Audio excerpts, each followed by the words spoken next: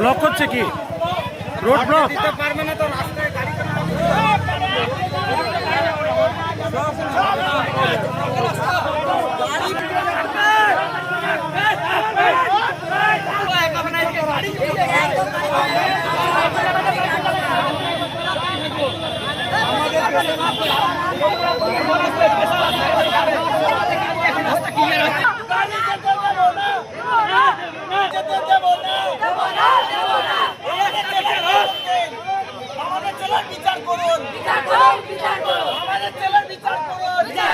ভয়াবহ বাস দুর্ঘটনা দুর্গাপুরের বিধাননগরের 400 মোড়ে।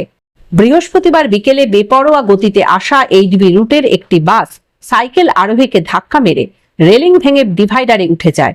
গুরুতর জখম সাইকেল আরোহীকে আশঙ্কাজনক অবস্থায় মহকুমা হাসপাতালে ভর্তি করা হয়েছে। তার নাম মুস্তাফা শেখ, বাড়ি ভ্যাম্ভে কলোনি। চোট পেয়েছেন বাসের কয়েকজন যাত্রীও। অবিলম্বে গতি নিয়ন্ত্রণের দাবি জানিয়ে স্থানীয় বাসিন্দারা ক্ষোভে ফেটে পড়েন।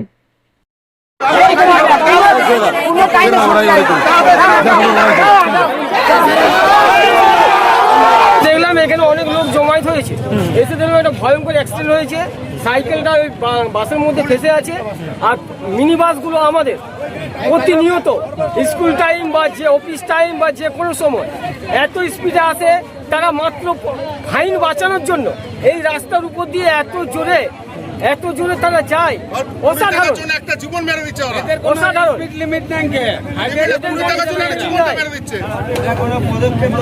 অতএব আমি প্রশাসনের কাছে আমি অনুরোধ করব যাতে এই জায়গাটা একটা জেব্রা ক্রসিং যে লাইটের যদি ব্যবস্থা করে অতি উত্তম হয়। কারণ এখানে সামনে আমার হাই স্কুল আছে, ডিডিএ গার্লস হাই স্কুল এবং ডিডিএ প্রাইমারি হাই স্কুল।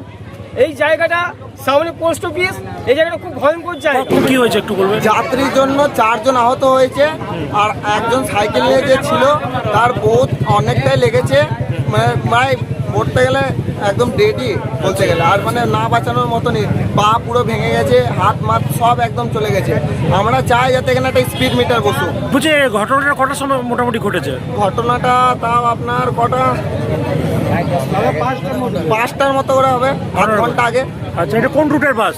এইটা এইচবি দুর্গাপুর। হ্যাঁ, এইচবি। এরা কি খুব বাজেভাবে গাড়ি চালায়? হ্যাঁ, এরা 15 টাকা 20 টাকার জন্য ফাইনের জন্য এই রোডটাতে সব থেকে বেশি স্পিড চালায়। আসলে হোস্টেল মোড় বাচ্চা নেয় না, আর ভিড় হয়ে গেলে তারা চাপায় না। কেন আর ওরা বলে যে আমাদের পরীক্ষা আছে, তাও চাপায় না। আমরা চাই কিসের জন্য চাপাবে না। তোমার নাম? এই ছেলের, হ্যাঁ, আমার নাম দেবজিৎ দাস।